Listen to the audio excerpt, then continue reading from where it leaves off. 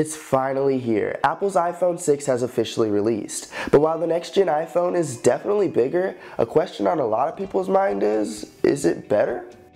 First, let's take a look at its design. The iPhone 6 features a beautiful textured aluminum back, accompanying its rounded edges and stellar 6.9mm thickness. Its protruding camera, its smooth power button, and subtle changes alike make it a noticeably different iPhone from its predecessors. Now, coming from the iPhone 5S to the 6 feels massive. Its thinness alongside its size increase is sure to leave you in shock at first. Picking up the 6 feels both natural and comfortable in hand. For someone with somewhat large hands, it fits like a glove, and I can imagine for someone smaller, it would actually feel the same. The size of the iPhone 6 meets the medium between a normal size phone and a phablet perfectly for once.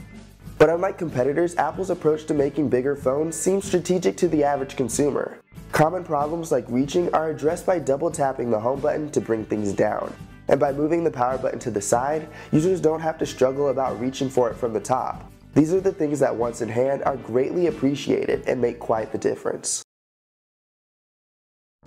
A bigger iPhone means a bigger display, and on the iPhone 6, it's 4.7 inches. Now this display is downright beautiful, and that's despite the fact that it's not the highest resolution screen out.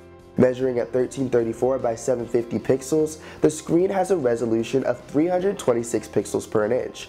Putting that into simpler terms, it's retina defined by Apple, and pixels at a normal viewing angle are hard to separate by eye.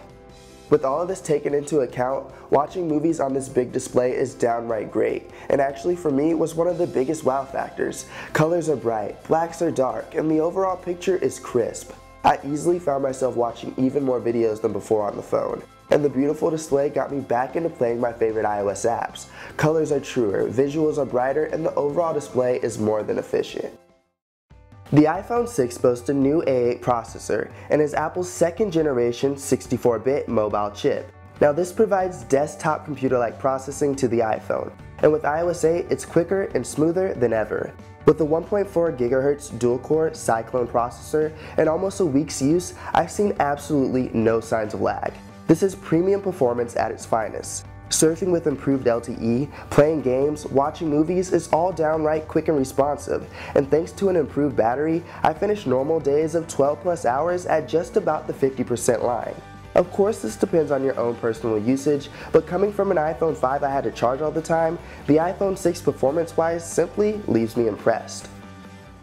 One of the most used features on an iPhone is the camera, and with the iPhone 6, your most used tool still delivers. While it's still 8 megapixels, the iSight camera does have an improved lens and sensor, making for quite a noticeable difference. While I wish the 6 had optical image stabilization like the 6 Plus, I have enjoyed making slow-mo videos at 240 frames per second and the phase detection focusing, which Apple calls focus pixels. The iPhone 6 takes pictures that are the closest to DSLR quality I've seen on a phone, period. When the lighting is right and you're in focus, you're sure to get a good shot, and that's something that I really value. It's not too difficult, and it's definitely better than before. And it was just last year that we were introduced to Touch ID on the 5S, and there were mixed results. On the iPhone 6, Touch ID is much improved. Unlock your phone, purchase from iTunes, and do so much more without having to type in your password. It's something I never thought I'd use so much, but with 4-finger setup, I use it all the time. It's faster, more accurate, and it's personal. And with Apple Pay arriving to the US in October, paying with my cards with my iPhone is gonna feel awesome. This could truly revolutionize commerce in the way we pay for things as we know it. At the end of the day, yes, it's bigger, and yes, it's better all around. But trust me when I say this, the size is not a gimmick.